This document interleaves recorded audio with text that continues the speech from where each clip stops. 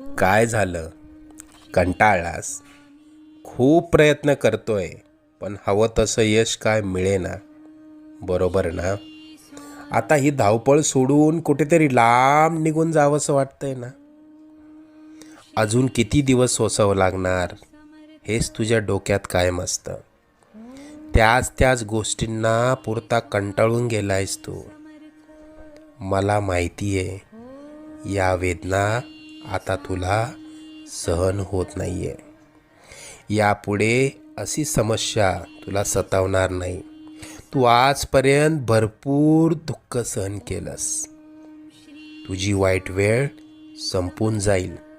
त्यानंतर येतील सुखाचे सोन्यासारखे दिवस. बाळा, तू प्रयत्न करत राहा.